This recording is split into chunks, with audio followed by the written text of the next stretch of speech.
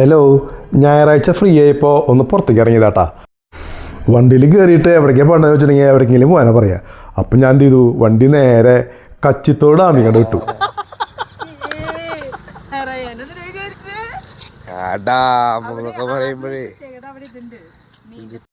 അവരോട് കച്ചിത്തോട് ഡാം എന്നാ പറഞ്ഞത്. അതൊരു ചെക്ക് ഡാമാണ്, ചെറിയ ഡാമൊന്നും പറഞ്ഞിട്ടുണ്ടായിരുന്നില്ല.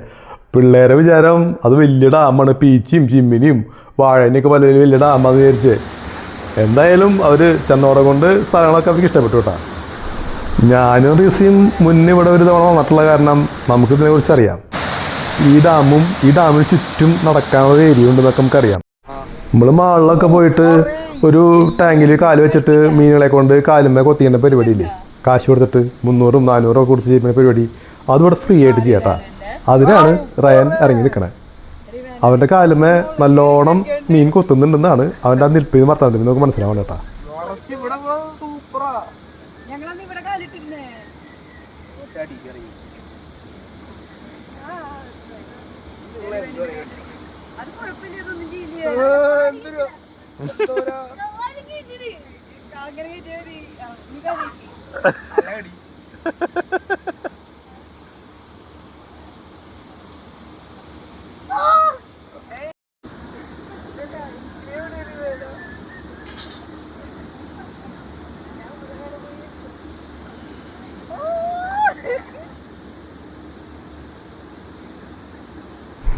റയ ഇറങ്ങി കണ്ടപ്പോൾ എല്ലാവരും പതുക്കെ ഇറങ്ങിയിട്ടാ. റിവാനോയ്ക്ക് ഇറങ്ങാൻ ഇച്ചിരി പേടിയുണ്ട്, വെള്ളത്തിനല്ല, ഈ മീൻ കാലം കൊത്തുമ്പോൾ ഉണ്ടാവുന്നൊരവസ്ഥ. പതുക്കെ ആളും കുറേശ്ശെ മീനിൻ്റെ കൊത്ത് മേടിച്ചു.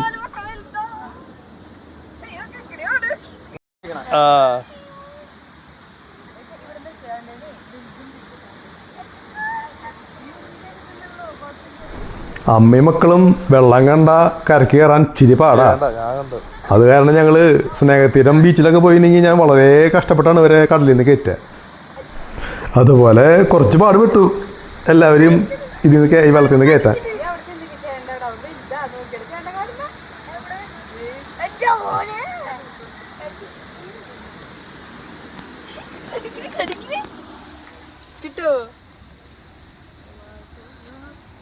നിങ്ങൾക്ക് കാണാൻ പറ്റുമെന്ന് അറിയില്ല, കണ്ട അവൻ്റെ കാലുമ്പോൾ നിറച്ച് മീനുകളാണ്.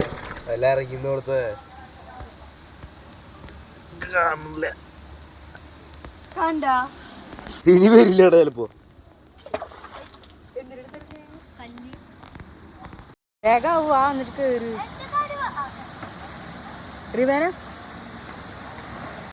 ഞങ്ങളങ്ങനെ നിന്ന് മീനിൻ്റെ കൊത്തുകൊണ്ട് നിൽക്കുമ്പോൾ അതെ 2-3 പിള്ളേര്, ആ നാട്ടിലുള്ളവരെ തോന്നുന്നുണ്ട്, അവർ നേരെ ഈ ഡാമിലേക്ക് എടുത്ത് ചാടി അവരെ നീന്തൽ തുടങ്ങി. ചാടുന്നത് വീഡിയോ എടുക്കാനൊക്കെ പറ്റിയില്ല കേട്ടാ, പക്ഷെ അവർ അർമാദിച്ച് നീന്താണ്. ഈ ഡാമിൽ നീർനായുണ്ടെന്നൊക്കെ പറയണതൊക്കെ ഉണ്ട്, ശരിയാണോ നമുക്കറിയില്ല. ഇവിടേക്ക് ഈവനിങ്ങിൽ വന്നിട്ടുണ്ടെങ്കിൽ ഉണ്ടല്ലോ, ഈ ഡാമിന് ചുറ്റും നമുക്ക് നടക്കാം, ഒരുപാട് വഴിയുണ്ട് നടക്കാനായിട്ട്. പിള്ളേരോട് ചോദിച്ചപ്പോൾ അവർ വരില്ല എന്നാണ് പറഞ്ഞേട്ടാ. അപ്പോൾ ഞങ്ങൾ ഡാമിൽ നിന്ന് വെള്ളം ചാടുന്നതൊക്കെ കാണിച്ചു കൊടുത്തതാണ് വെള്ളച്ചാട്ടം എന്നൊക്കെ പറഞ്ഞ് അവരെ പറ്റിച്ച്. അങ്ങനെ നിൽക്കുമ്പോൾ വണ്ടിക്ക് ഇടത്തോട്ടൊരു വലിവ് നോക്കിയപ്പോൾ അവിടെ അടിപൊളി ഒരു ഐസ്ക്രീം വണ്ടി കേൾക്കണു.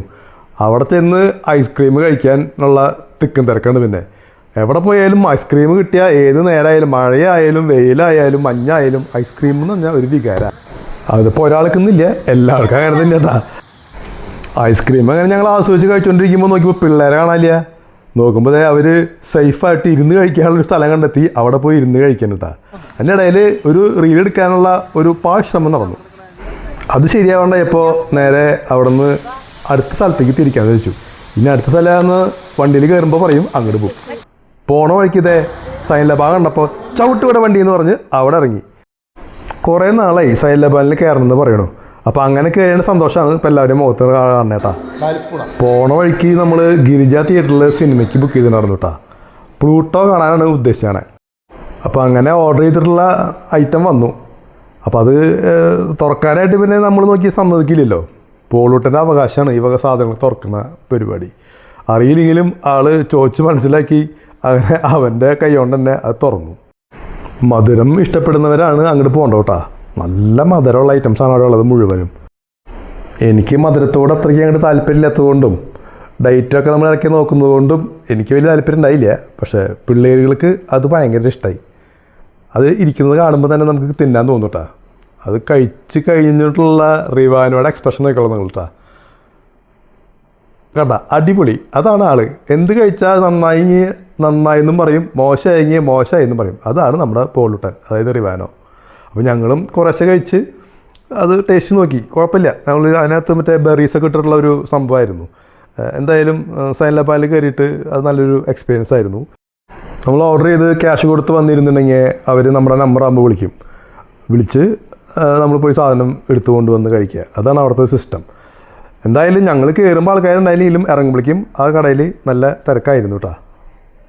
അവിടുന്ന് പിന്നെ നേരം കൈ പിടിച്ച് നേരെ ഗിരിജ തിയേറ്ററിലേക്ക്. ഗിരിജ തിയേറ്ററിന് ഞങ്ങളുടെ ജീവിതത്തിൽ ചെറിയൊരു സ്ഥാനമുണ്ട്. വേറെ ഒന്നുമല്ല, ഞങ്ങളുടെ കല്യാണം കഴിഞ്ഞിട്ട് ആദ്യത്തെ സിനിമ കാണാൻ പോയത് അളിയന്മാരും ഒക്കെ ആയിട്ട് ആദ്യത്തെ സിനിമ കാണാൻ പോയത് ഈ തിയേറ്ററിലേക്കാണ്. പിന്നെ സിനിമ കാണാൻ പോകുന്നത് ഇതാ ഇപ്പോഴാണ്. മൂത്ത മോന് 16 വയസ്സായിട്ടാണ് പിന്നെ ഈ തിയേറ്ററിലേക്ക് പോണത്. അപ്പോൾ അത് കാരണം എങ്ങനെ പോകണം, എവിടെ കയറണം, വണ്ടി എവിടെ ഇടണം ഒരു പിടുത്തണ്ടായില്ല കേട്ടാ. അങ്ങനെ ഞങ്ങൾ ഒരു കണക്കിന് തിയേറ്ററിൽ കയറി സിനിമ കണ്ടു. പ്ലൂട്ടോ. കുട്ടികൾക്ക് പറ്റിയൊരു പടം, അത്രേ പറയാൻ പറ്റുള്ളൂ. സാധാരണ സിനിമ കഴിഞ്ഞ് ഇറങ്ങിയിട്ടുണ്ടെങ്കിൽ ഞങ്ങൾ പോകാറുള്ളത് അക്ഷയ ഹോട്ടലിലേക്കാണ്. ഇത്തവണ ഒന്ന് മാറ്റി പിടിക്കാൻ തീരുമാനിച്ചു. ഇത്തവണ നമ്മൾ പോയത് നമ്മുടെ പോസ്റ്റ് ഓഫീസ് റോഡിലുള്ള അലങ്കാർ ഹോട്ടലിലേക്ക് കേട്ടാ. അവിടുത്തെ പൊറോട്ട വളരെ ഫേമസ് ആണ്. ഭക്ഷണം കഴിച്ച് നേരെ വീട്ടിലേക്ക്. അപ്പോൾ ബായ്.